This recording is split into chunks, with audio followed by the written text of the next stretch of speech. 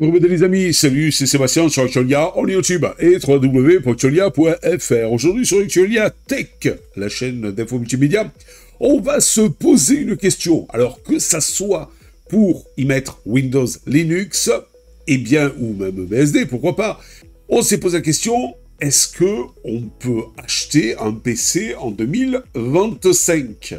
Ah, pourquoi Seb ? Qu'est-ce que ça a à voir ça ? Est-ce qu'en 2025, on ne pourra plus acheter de PC, par exemple ? Si, ne vous inquiétez pas, vous allez pouvoir acheter un PC. Mais est-ce bien raisonnable ?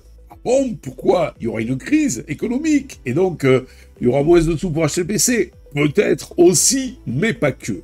Mais tout simplement parce que, donc, une nouvelle ère arrive. Vous l'avez vu avec les Mac .m.x, donc c'est-à-dire moins M1, M2, M3, M4, et peut-être même M5 en 2025, eh bien, si vous voulez, ces Mac donc sont tous avec une architecture ARM.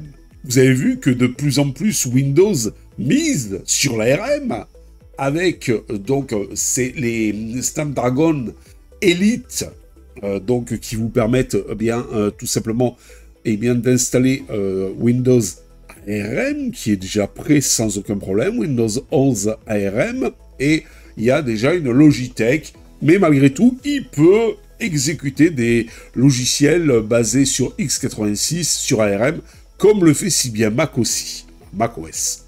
Donc, il y a une nouvelle ère qui arrive du PC ARM. L'année 2025 s'annonce comme un tournant décisif dans le monde de l'informatique personnelle et professionnelle. Alors que le marché des ordinateurs x86, dominé par Intel et AMD, perd en dynamisme, les processeurs ARM émergent comme les catalyseurs d'une révolution technologique.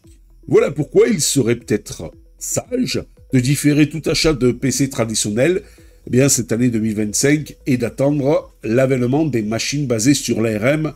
Alors, elles y sont déjà. Ça existe déjà en portable, il y a même des mini-PC qui vont sortir avec des processeurs ARM, mais il faudrait peut-être attendre qu'ils arrivent vraiment en masse pour que les prix baissent. Il y a même déjà Qualcomm, pas Snapdragon, c'est Qualcomm, qui va proposer des PC, avec des processeurs ARM moins chers. Il a promis ça donc durant l'année 2025 normalement. Donc, conclusion, alors, vous allez dire, ouais, mais ARM, bon, allez, on s'en fout, x86, ça marche bien, et tout ça, etc. Il n'y a pas encore tous les logiciels qui fonctionnent sur ARM, et tout ça, etc. Là, le gros avantage de l'ARM, si vous utilisez des ordinateurs portables, on l'a déjà vu avec Mac, c'est que, vu qu'ils consomment beaucoup moins et qu'ils sont très puissants, eh bien, automatiquement, ils peuvent avoir une autonomie bien plus importante, tout en chauffant bien moins, et avec une puissance constante, par rapport aux processeurs AMD ou Intel. Et puis en plus, vous avez ces fameux NPU. Alors faites attention, si vous utilisez Windows, n'achetez pas un ordinateur avec un NPU inférieur à 40 TOPS. Tout simplement pourquoi ? C'est parce que, surtout si vous utilisez Windows, avec Copilot, il va vous demander 40 TOPS de NPU, c'est-à-dire Neural Processor Unit, pour donc activer l'intelligence artificielle et la faire fonctionner dans de très bonnes conditions. Voilà. Après la puce TPM, 2.0 absolument qu'il faut avoir, et des processeurs minimum 7 voire plutôt 8 en génération de chez Monsieur Intel. Maintenant, voilà. Il y aura aussi une problématique avec le nombre de NPU que pourra avoir, vous procurer le processeur. Alors attention avec les processeurs ARM, donc choisissez toujours des processeurs ARM avec NPU intégrés. C'est l'avenir, tout ça. Alors sur Linux, pour le moment, je sais qu'il y a un constructeur qui a sorti une carte avec l'architecture un peu déclinée de l'ARM, qui est le risque. Si vous voulez, c'est de l'ARM libre, mais avec un processeur NPU de moins de 40 TOPS, mais en plus, qui n'est pas géré pour le moment par Linux en ARM. Voilà, donc là aussi, il faudra attendre un petit peu. Alors, le règne des processeurs x86 est en déclin, il faut dire ce qui est. Les architectures x86 ont alimenté les PC depuis des décennies, mais elles montrent aujourd'hui leurs limites. Elles chauffent, elles consomment beaucoup d'énergie, et donc elles deviennent old school. Consommation énergétique élevée, justement. Les processeurs x86 sont réputés pour leur gourmandise énergétique, un défaut majeur à une époque où l'efficacité énergétique est cruciale. Ben oui, parce que même pas que pour les portables, pour les PC portables, mais imaginez-vous des serveurs avec des processeurs ARM. Et c'est déjà le cas. Et ça commence déjà à être mis en place. Bien, vous aurez des processeurs très rapides, très puissants, des serveurs très rapides et très puissants, mais qui consommeront beaucoup moins. Et quand on sait comme un data center consomme énormément, ça peut être aussi un avantage. Alors, des problèmes de performance par watt. Par rapport à ARM, les processeurs x86 peinent à offrir un rapport performance-consommation compétitif. Souvent, qu'est-ce qu'ils faisaient? Par exemple, si vous aviez un ordinateur portable, que ça soit sur Windows, Linux ou que ça soit sur macOS, ben, qu'est-ce qu'ils faisaient les processeurs Intel ou AMD à l'époque? Eh bien, quand, en fait, vous demandiez trop de puissance, par exemple, pour faire du montage vidéo, et qui chauffait trop, parce qu'ils n'avaient pas un rapport performance énergétique phénoménal, eh bien, donc, ils baissaient les performances pour moins chauffer. Là, vu que vous avez les processeurs ARM, vous avez des processeurs puissants et qui ne chauffent pas, donc pas besoin de baisser les performances. Et moi, j'ai vu ça avec, par exemple, mon MacBook M1, qui est un processeur ARM dessus. Eh bien, j'ai fait du montage vidéo dessus. Il chauffait tellement peu qu'il n'a même pas eu besoin de baisser les performances. J'étais en plus sur batterie pour donc m'assurer sans aucun problème. Donc, en fait, la tâche en cours. Et ça, c'est quand même super sympa. Donc, la complexité accrue. Les architectures x86, héritières d'un passé complexe, sont difficiles à optimiser pour les besoins actuels, notamment en matière de calcul parallèle et d'intelligence artificielle. C'est là où arrive l'ARM et ses fameux NPU. Mais pourquoi l'ARM est-il l'avenir? Ben, les processeurs ARM initialement conçus pour les appareils mobiles au départ s'imposent maintenant désormais dans le monde des ordinateurs. Et voici leur atout. Alors, écoutez bien, c'est vrai que tout le monde dit « Ouais, mais il y a encore plein de processeurs, x86 et tout, c'est pas... » Ça fait déjà un petit moment que je vous dis la percée de l'ARM. Apple, complètement conquis par ce type de processeur, en plus c'est lui-même qui crée ces processeurs, donc a fait des choses phénoménales. Même Microsoft, qui à l'époque avait plus ou moins cru, mais avait fait un flop, maintenant s'y intéresse fortement, propose une belle alternative au x86 avec son Windows spécial ARM, propose déjà avec Qualcomm des PC portables en ARM, et même certains constructeurs maintenant chinois de mini-PC vont ou ont déjà sorti donc en fait des mini-PC avec des processeurs ARM. Voilà. Donc je pense que c'est l'avenir. Efficacité énergétique. Ben, les processeurs ARM sont conçus pour fonctionner avec un minimum de ressources. Les puces ARM prolongent l'autonomie de vos appareils. On l'a vu, on l'a déjà vu avec donc en fait les MacBook Air qui avaient des autonomies phénoménales. Performance croissante, avec des acteurs comme Apple, M1, M2, M3, M4 et bientôt M5, et Qualcomm, ARM offre des performances capables de rivaliser, voire de surpasser, à l'heure actuelle, celles des processeurs x86. Même Qualcomm, apparemment, avec la dernière génération de leurs processeurs ARM, arrive à faire mieux qu'Apple. La compatibilité logicielle en progression. C'est là où, pour le moment, le bas blesse. C'est-à-dire que, grâce à des émulations et à l'adoption de logiciels natifs ARM, les barrières logicielles s'estompent rapidement. Mais, pour certains logiciels qui ne sont pas encore été adoptés en natif, en ARM, ou qui ne le seront peut-être jamais, eh bien, il faut passer par un processus d'émulation qui baisse un petit peu les performances du logiciel. Mais quand même, ça c'est phénoménal. Moi, j'ai vu par exemple un logiciel qui était donc avec émulation sur mon MacBook Air, donc en fait et en natif. la différence entre les deux n'est pas si dégradée que ça. Coût réduit. Les fabricants de matériel commencent à proposer des ordinateurs ARM plus accessibles, démocratisant cette technologie. Alors pour le PC portable, j'en ai pas vu un pour le moment à moins de, on va dire, 750 €. Voilà. Donc avec un processeur ARM dessus de chez Monsieur Qualcomm. Mais Monsieur Qualcomm a dit que vous inquiétez pas, prochainement il sortirait des processeurs beaucoup plus abordables, ce qui pourra faire des PC beaucoup plus abordables.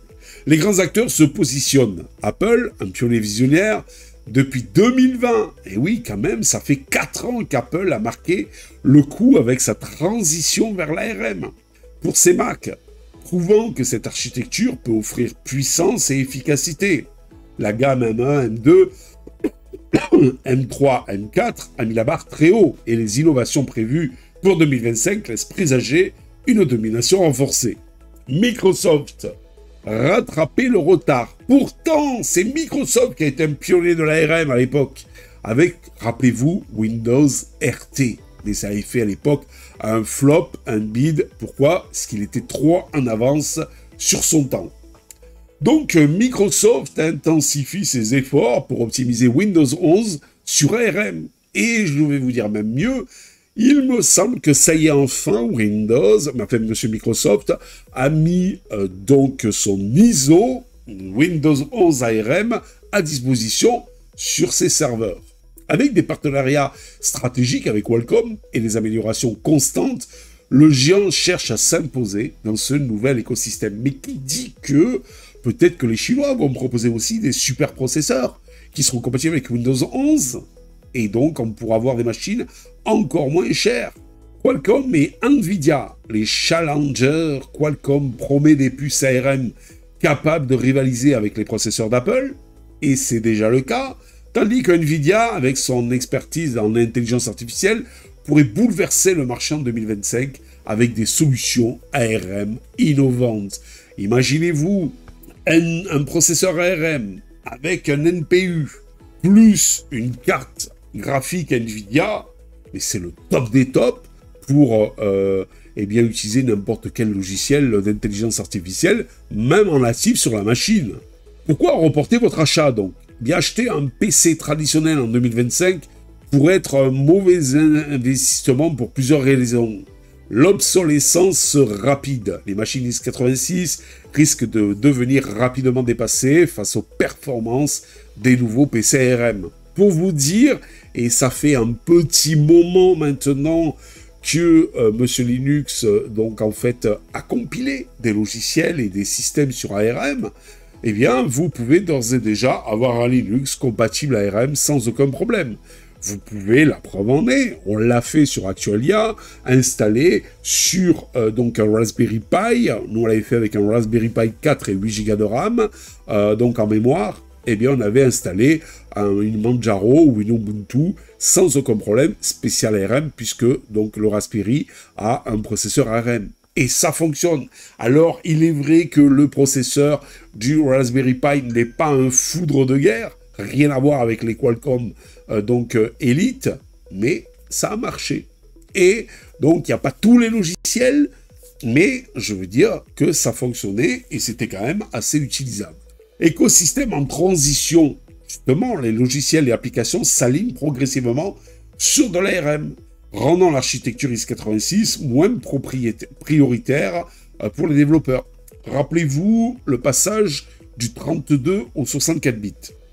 Un processeur qui, x86 64 bits, pouvait sans problème exécuter les 32 bits, mais petit à petit, vu l'avantage du 64 bits où vous aviez des logiciels plus rapides, s'ils étaient codés et optimisés pour le 64 bits, et bien donc en fait de plus en plus, tout le monde est passé en 64 bits.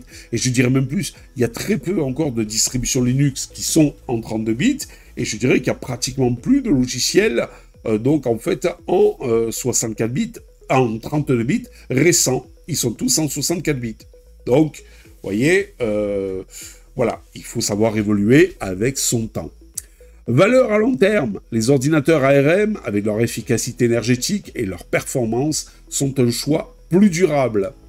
Vous savez que même, Apple y est passé. Microsoft, petit à petit, il faut un temps avec Microsoft, parce qu'il y a énormément d'ordinateurs qui sont sur des bases x86 et tout ça. Ça va mettre plus longtemps que M. Apple, qui lui, à chaque fois, est très radical dans ses changements de plateforme. On l'a vu quand il est passé des processeurs Motorola aux processeurs Intel, puis aux processeurs M1. Ça va très rapidement. Pour vous donner un ordre d'idée, quand il est passé de Motorola sur Intel, c'est simple, il a donné 2 ans, je crois, aux utilisateurs pour y passer. Voilà. Donc, vous voyez, mais il peut lui se permettre. Windows, un peu moins, beaucoup moins même.